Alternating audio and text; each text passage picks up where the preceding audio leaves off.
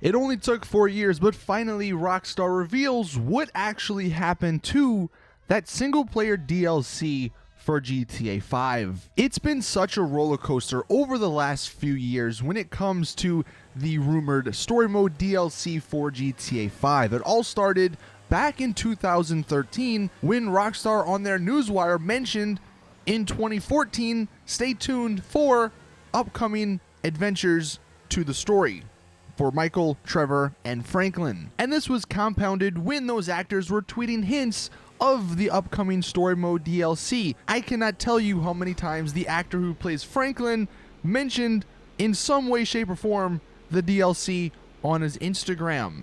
But as time went on, that DLC was getting less and less likely to happen.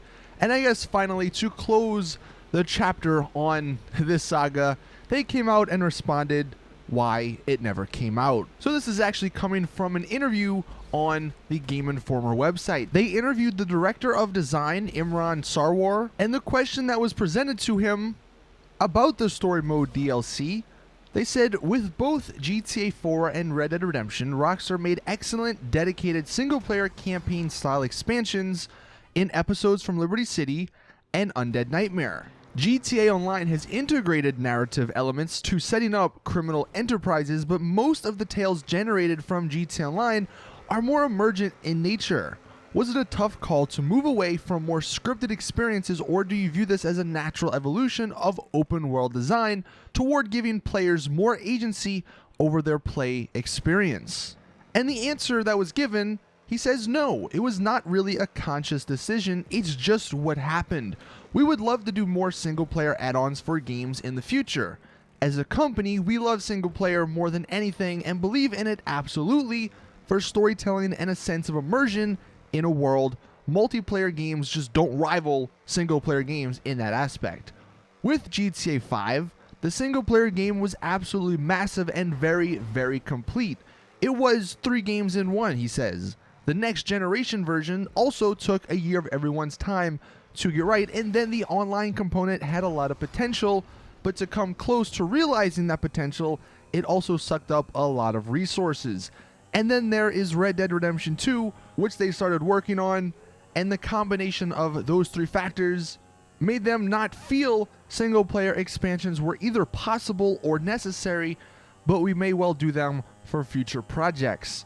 He says, at Rockstar, we will always have bandwidth issues because we are perfectionists, and to make huge complex games takes a lot of time and resources. Not everything is always possible, but we still love single-player open-world games more than anything. I don't think you could make a game like GTA 5 if you did not like single-player games and trying to expand their possibilities.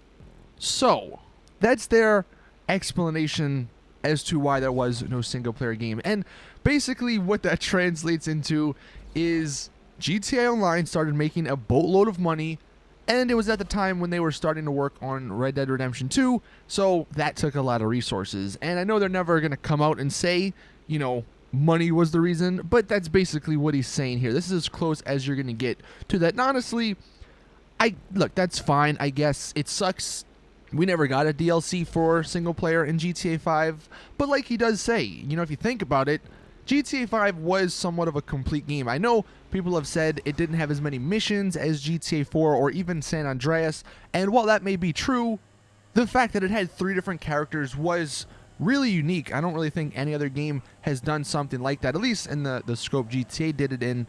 So I guess you can somewhat forgive them in that regard. And plus, if you think about it, what sort of DLC could really be done after the fact? I know people have made concepts, in the past that do sound kind of good, but the way GTA ends just sort of makes it hard for a single-player DLC to continue the story. Because at the end, and this is a spoiler, but the game's been out for 4 years now, there are 2 options of killing Michael or Trevor. So if you kill Michael or Trevor, then how does a DLC work in that scenario? I mean, I know they can say maybe it takes place before, but, there's just some complications there.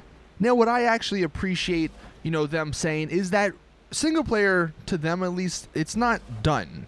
Even though GTA Online made a boatload of money, and I'm guessing they think Red Dead Redemption 2's Online is going to make them a ton of money, they don't plan on stopping the single player stuff. So I guess that puts, all the people worrying oh, they're just going to focus on online stuff, that puts that worry to bed, at least for the time being, because this is just sort of talk.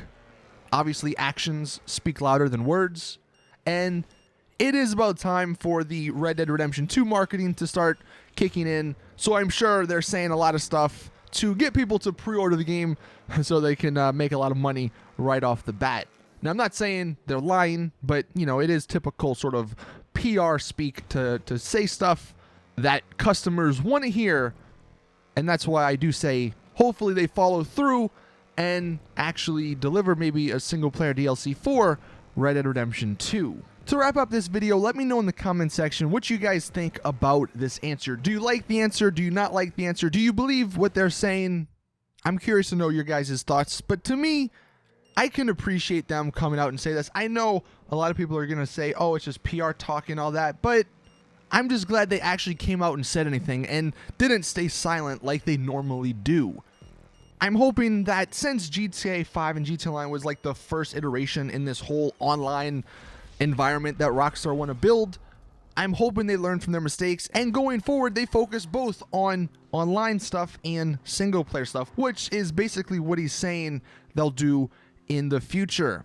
You know, if you think about it, if you were in their shoes and this online project you had all of a sudden started making hundreds of millions of dollars, you would probably start focusing on that a little bit more to try and get, you know, as much as you can out of it. So again, I can understand, and since it was the first time they went through this, as well as us going through this whole process or whatever you want to call it, I'm thinking they'll learn from their experiences and then, you know, in Red Dead Redemption 2, fix some of the problems that we as the community have had.